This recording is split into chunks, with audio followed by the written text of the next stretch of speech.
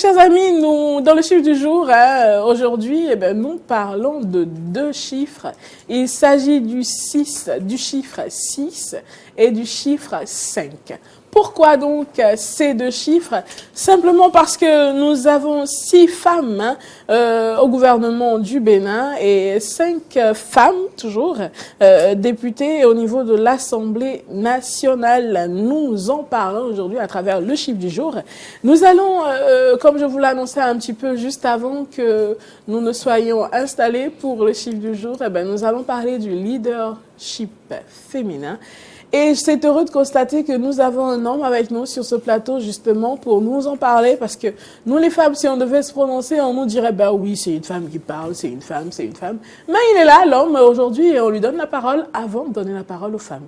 On est galante, comme diraient les autres. Donc vous avez l'habitude de dire que vous êtes galant, pour une fois, c'est nous qui sommes galantes. Alors, l'homme de la basse-cour, du plateau, il entre dans toute la solennité de l'instant, c'est ça, parce que ne parle pas du leadership féminin qui veut, mais qui peut. Oui, le leadership féminin, malheureusement, en Afrique, est un sujet préoccupant. Et vous faites bien d'en parler à la suite de Amé Océane Kodja que nous avons reçu, oui. Qui en a parlé. Le leadership, évidemment, féminin, ce n'est pas du tout un mythe, c'est une réalité. Les hommes ne laissent pas suffisamment de place aux femmes. Non, je dirais que les femmes n'arrachent pas suffisamment de place chez les hommes. Sont-elles supposées les arracher? Oui, elles étaient supposées les arracher, mais il faut voir plus loin. Déjà, enfant, imaginez-vous, avant 1960, il n'y avait même pas pratiquement de grandes écoles à Cotonou au Bénin, je prends notre cas, et donc déjà dans les villages, les femmes étaient destinées déjà à aller au champ. Et il est arrivé un moment où même il faut choisir un enfant parmi les enfants qu'il faut envoyer à l'école, les autres iront au champ. Donc les autres vont au champ. Pareil pour le père aussi. Dans cet environnement champêtre, c'était pas que la femme et les enfants qui allaient au champ, il y avait le père également. Oui, je parle, oui, tout à fait. Donc, parmi les enfants, souvent, quand on regarde, c'est les hommes. Les hommes, on choisit un homme, on choisit un garçon pour aller à l'école. Oui, parce qu'on se dit que l'avenir, c'est les garçons, les femmes au champ. Et donc, finalement, je pense que inconsciemment, c'est rentré dans la conscience humaine. Et donc, les femmes ont eu peur pendant longtemps à s'approcher un peu de la gestion du pouvoir, partage des places dans les instances. Et donc, finalement, vous avez vu tout le temps que ça a mis avant que les femmes qui ont été mises à l'école ont commencé par à atteindre un certain niveau et avant qu'on ne commence pas à les voir dans les instances. Si vous voulez, je reste... Les instances de décision. De décision, j'allais dire. Si vous voulez, je prolonge en même temps pour déboucher sur le cas du Bénin avec le chiffre 6, et si vous me le permettez. Donc, cela dit, imaginez de 1960 jusqu'en 1988, aucune femme ministre au Bénin. C'est incroyable. Ce n'est qu'en entre 1988 et 1989, qu'on a vu la première femme sous la période révolutionnaire, et qui était Karimou Rafiatou, qui a été ministre de la Santé. Et donc, on avait appris ça à l'école, nous, Karimou Rafiatou, ce nom, personne n'âme, est resté gravé dans nos mémoires. Et après cela, on a fait cette période révolutionnaire sous le général Mathieu Kérékou. Donc, c'est lui qui a compris que, bon, maintenant, on peut amener les femmes au pouvoir, et donc la seule du moment, Karim Rafiatou. À sa suite, nous avons eu Nicéphore Soglo, qui a fait 5 ans. Mais retenez que sous Nicéphore Soglo, en 5 ans de gestion du pouvoir, nous avons eu 6 femmes sur 43 ministres. 6 femmes sur 43 ministres. Alors que juste après lui, il y a Mathieu Kérékou qui est revenu faire 10 ans et qui a eu 67 ministres. Nous sommes en 1996, je précise. Nous sommes en 2016. Mes statistiques vont de 1960 à 2016. Et donc, sous le général Mathieu Kérékou, qui a fait 10 ans, nous avons eu seulement 11 femmes sur 67 ministres, soit un pourcentage de 16,42%. Et sous Yahi Boni, il est venu de 16,42%, il a porté le taux à 23,33%. Et c'est-à-dire que sur les 10 ans, avec ces 50 ministres, nous n'avons eu que 35 femmes. 150 ministres, 35 femmes en 10 ans. La représentativité est faible. Et donc, avec l'arrivée au pouvoir du président Patrice Talon, nous étions en 2016, nous sommes passés à 3 femmes, s'il vous plaît, sur 21 ministres. Alors que le président Boni Yahi nous avait promis, qu'il vous souvienne, les femmes ont demandé 30% de représentativité au gouvernement. Ce qu'il a pu faire, il n'a pu qu'atteindre 23,33%. Et donc, à l'arrivée du président Talon, il a porté ce taux à, bien sûr, non, il a ramené ce taux à la baisse avec à 14,28% où nous avons eu 3 femmes. Mais il faut retenir que de 2016 à aujourd'hui, en 2016, on disait que c'est le président Boni Yahi qui a battu le record de représentativité des femmes au gouvernement. Mais aujourd'hui, non. Et c'est le président Talon qui a porté aujourd'hui le taux de 14,28% en 2016 à maintenant 25%, où nous avons 6 femmes dans le gouvernement sur 24. Ça ne suffit pas. Mais c'est des efforts. C'est des efforts qui sont faits. D'autres diront que c'est les femmes même qui n'aiment pas s'impliquer, elles ont peur d'aller au front. Aujourd'hui, ce n'est plus ça. Puisque nous avons des femmes dans tous les domaines, oui. Femmes pilotes, oui. Femmes. Qu'est-ce que l'homme peut faire aujourd'hui que la femme ne peut pas faire? On en reparle tout à l'heure. Tessani Goudeyo, nous parlons justement du leadership féminin. Et nos chiffres du jour sont les chiffres 5 et 6. Représentatif évidemment de ces modèles-là que nous avons au niveau de l'Assemblée, de ces modèles féminins que nous avons au niveau de l'Assemblée nationale du gouvernement du Bénin et du gouvernement également. Alors, quelles sont vos appréciations justement des propos de Moriagua? Parce que je vous ai vu de temps en temps sembler être quelque peu en désaccord et ensuite tomber totalement d'accord avec lui sur d'autres points. Sur pas mal de points, je crois que Mori a su faire la synthèse justement des thématiques qu'il a abordées. Mais je voudrais nous rappeler à tous que le cas du Bénin, le cas de l'Afrique ne restera jamais un cas isolé quand on parlera de leadership féminin. Dans le monde, c'est vrai que le combat des femmes pour prendre le pouvoir a pris un peu plus rapidement qu'en Afrique, où ce n'est que ces dernières décennies que nous sommes lancés dans ce combat-là. Mais ailleurs, je prends le cas de la France qui attire énormément l'attention. Je sais que je reviens un peu plus sur la France dans mes exemples, mais je me dis que c'est le pays par rapport auquel nous nous identifions le plus.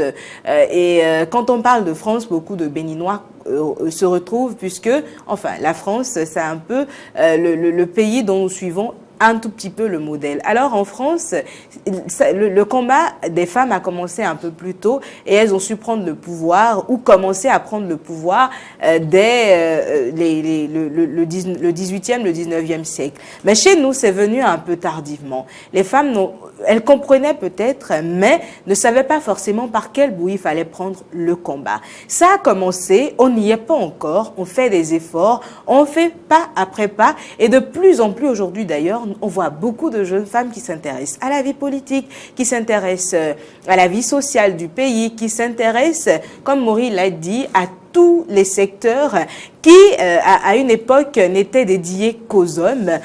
Et aujourd'hui, ces secteurs-là se féminisent de plus en plus. Alors, c'est dire, si ce n'est pas un cas isolé, on ne devrait pas en parler de façon isolée. Si à un moment ou à un autre, on a pu faire la transition et qu'en Afrique aujourd'hui, je prends le cas de l'Éthiopie qui a su épater plus d'un en 2018 où on a retrouvé, du Libéria d'abord et en Éthiopie en 2018 où on a vu 2 femmes au pouvoir, l'une qui était la présidente du pays et l'autre qui était la présidente de la Cour constitutionnelle, je crois bien. Et c'est dire que de plus en plus des choses se font. Mais au Bénin, Bénin, nous avons encore du chemin à faire. Si tu me le permets, au Togo, c'est une femme qui est présidente de l'Assemblée nationale. Exactement. Et ça, c'est tout récent. Et c'est dire que si dans les pays voisins, les débats se font, au Bénin, les femmes ne dorment pas aussi. On les voit s'ériger de plus en plus. Une femme leader de parti politique, des femmes qui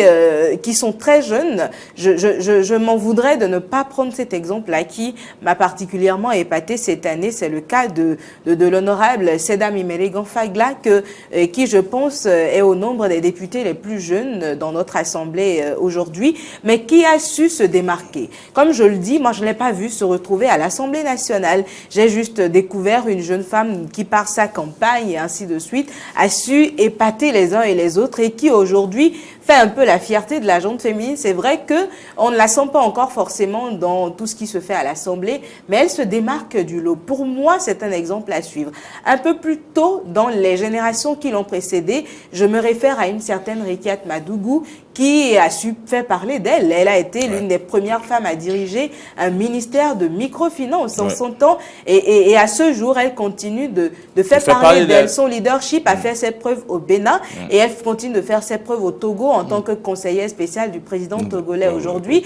Et elle s'érige en experte et en consultante sur les questions spécifiques de microfinance des femmes. C'est dire que sur plus d'une thématique, les femmes aujourd'hui se cultivent. Les femmes prennent le pouvoir, comme on le dit, et à coup sûr, au Bénin, on ne restera pas en marge. Si nous sommes à 25%, je suis convaincue que dans quelques années, on nous dira aujourd'hui, on n'a pas assez de femmes compétentes pour les postes que nous voulons pourvoir. Mais je reste convaincue qu'avec la dynamique en place aujourd'hui, plus de femmes seront compétentes dans 5-10 ans et on aura un gouvernement à 75% féminin.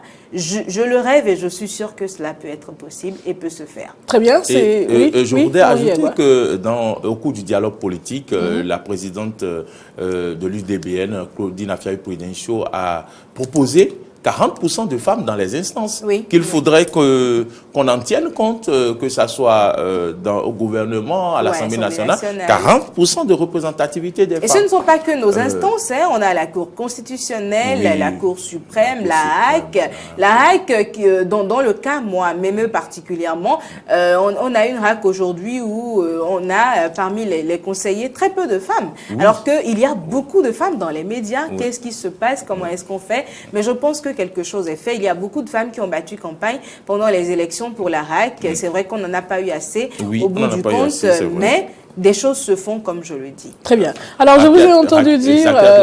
président de l'UPMB. Oui, de l'UPMB. Président de l'UPMB, ce n'est pas donné. Donc, évidemment. Très bien. Après, ce n'est pas donné, d'accord, mais on pourrait en avoir beaucoup plus. Alors, ce que j'allais dire, Tessaning Goudayan, c'est que tout à l'heure, je vous ai entendu faire le rapport, ou en tout cas faire une certaine comparaison entre l'Afrique et le reste du monde, je dirais. Et pour ma part, je me pose une question, est-ce que cette comparaison est équitable? Parce que nous connaissons très bien, je pense que quand on parle de leadership, fut-il féminin ou non, eh ben, il s'agit d'abord d'un état mental. Et quand on parle d'un état d'esprit mental, il y a tout ce qui va avec, tout ce qui est en corrélation avec, c'est dire la culture, l'éducation, le psychique, les valeurs, tout ça.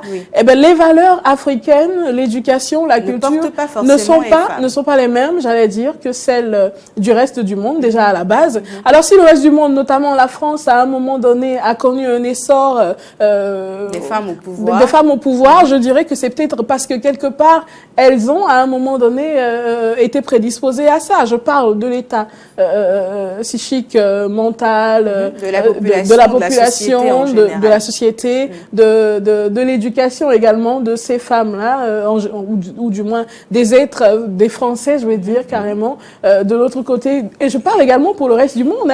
L'éducation, la culture et tous ces...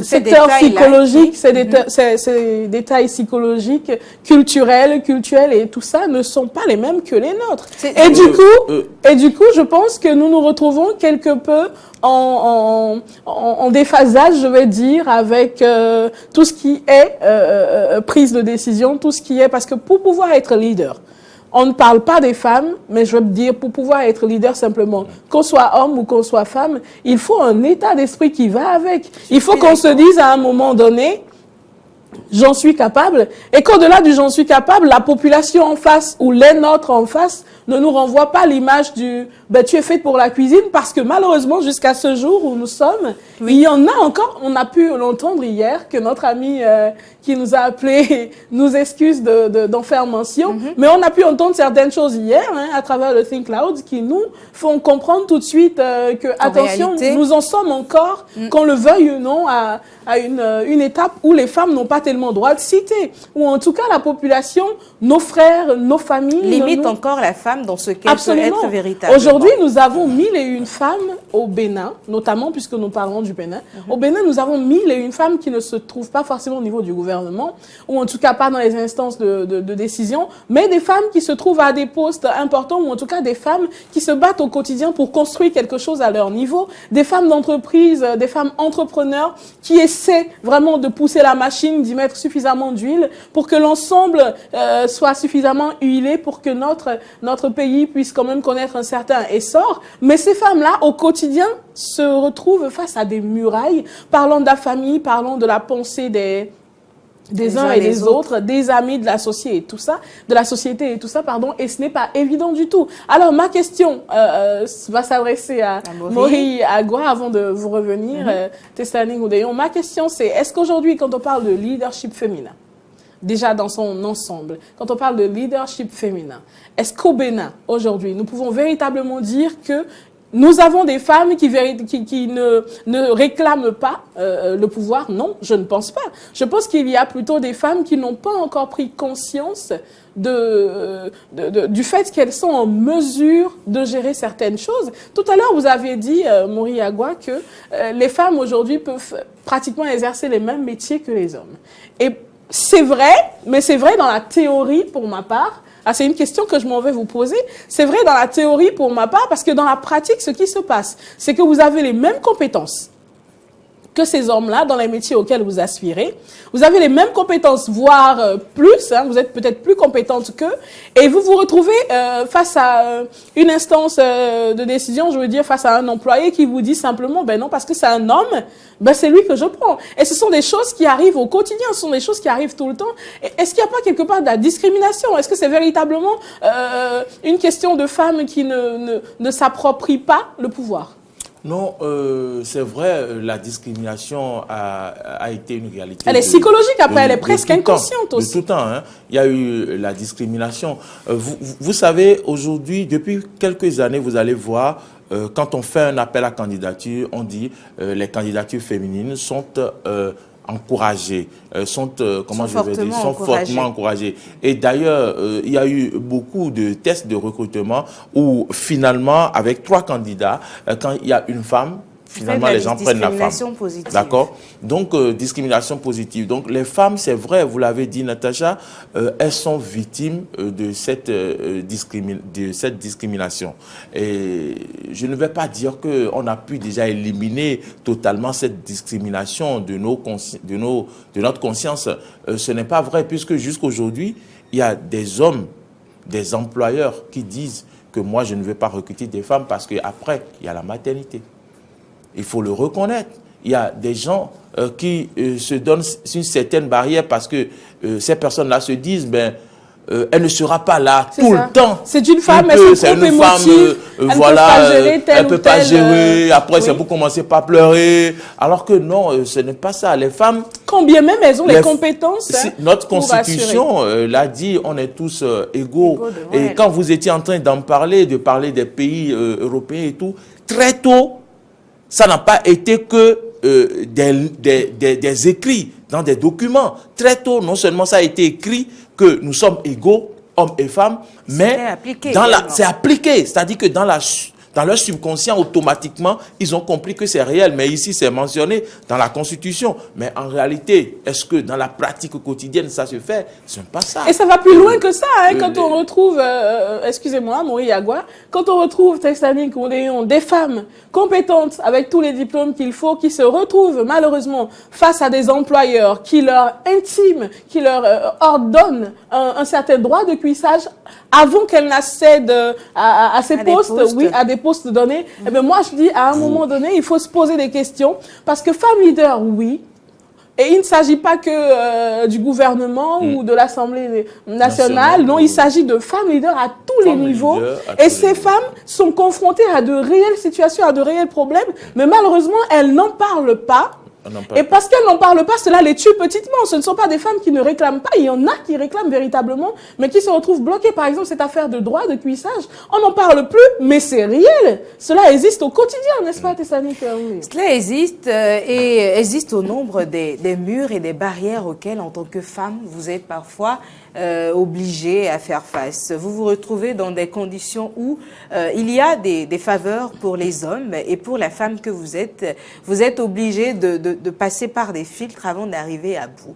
Mais tout à l'heure, je donnais un exemple, vous êtes revenu là-dessus, et si vous permettez en 30 secondes, je voudrais dire, l'exemple du reste du monde que je donnais, c'est pour rappeler qu'à un moment ou à un autre, un déclic intervient.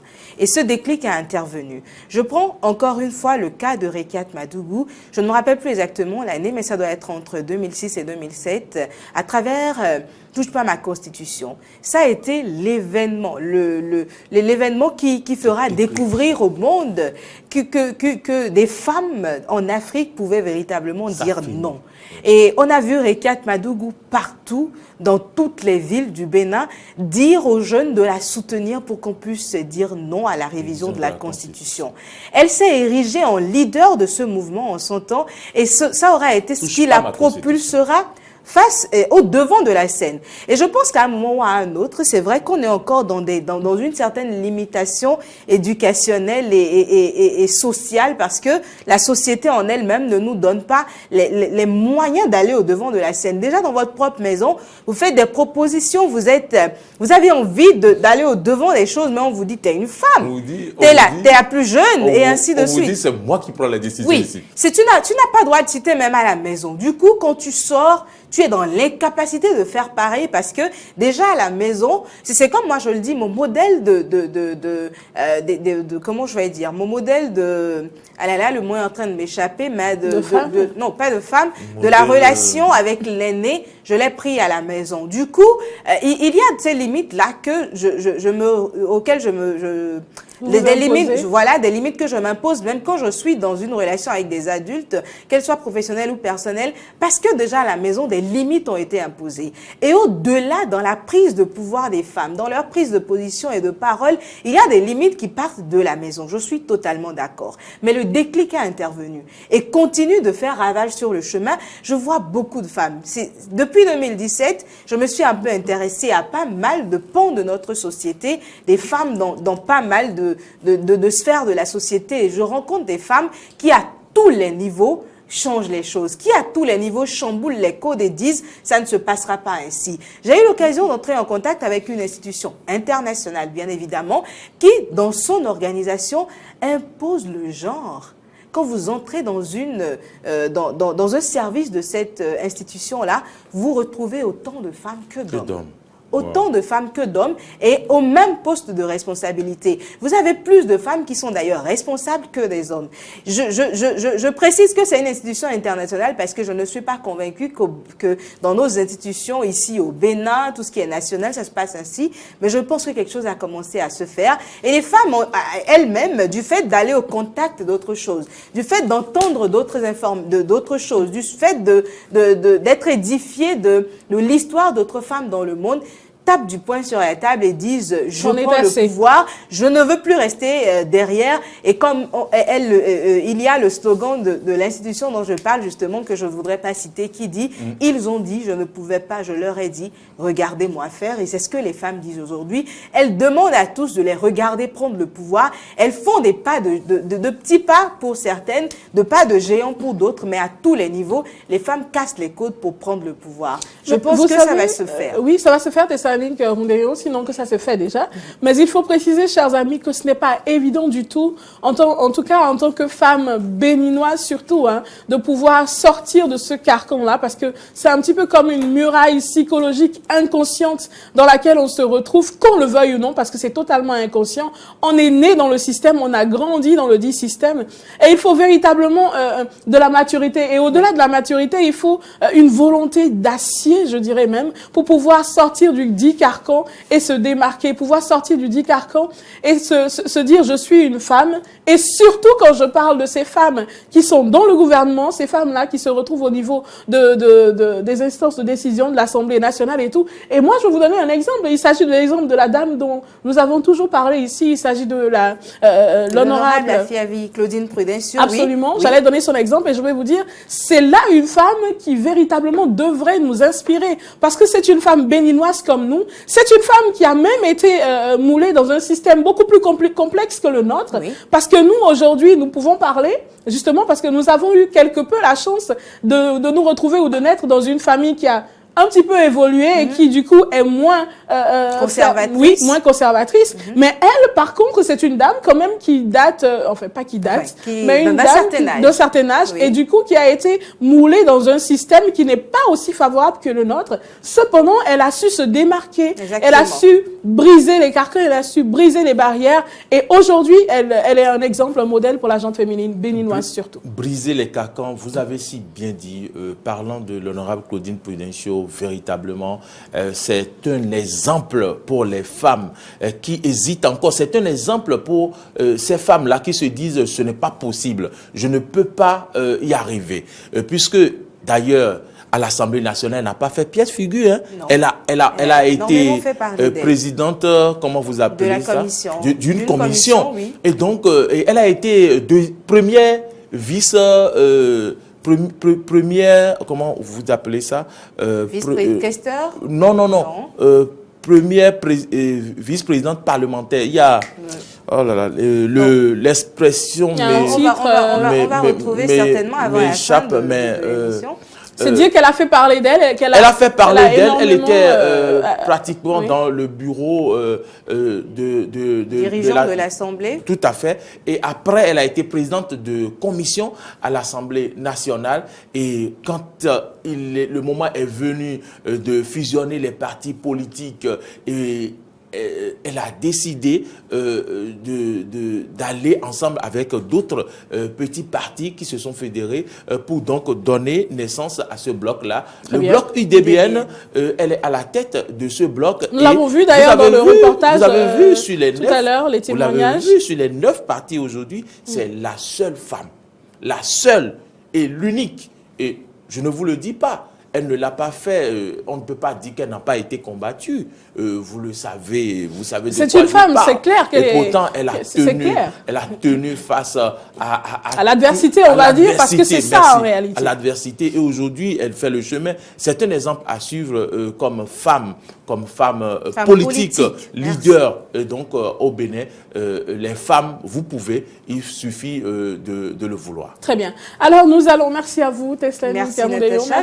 J'aurais voulu dire un mot sur Dame Afiavi Claudine Prudencio, parce que pour moi, c'est un réel exemple de leadership féminin. On parle de toutes ces femmes qui sont dans les instances et tout, mais elle, au-delà des instances, elle se démarque à la tête d'un parti politique. Ce n'est pas évident. L'arène politique pour une femme, et encore moins prendre les devants et diriger un parti, c'est encore plus difficile. Et au-delà même de pouvoir se retrouver à un poste décisionnel dans un gouvernement, au Parlement et ainsi de suite, elle dirige un parti. Et je pense que, au-delà de tous les exemples que nous donnons, c'est un exemple beaucoup plus édifiant que les autres, qui devrait inspirer plus de femmes, qui devait nous inciter à nous intéresser à la chose publique et politique. Elle le fait très bien, et pour moi, j'espère encore pour d'autres jeunes femmes, cela restera un exemple et un sujet d'édification au quotidien. Absolument, ça restera un exemple et un sujet d'édification au quotidien, comme vous le dites, c'est certain. Simplement, moi je dirais une chose, les amis, on parle aujourd'hui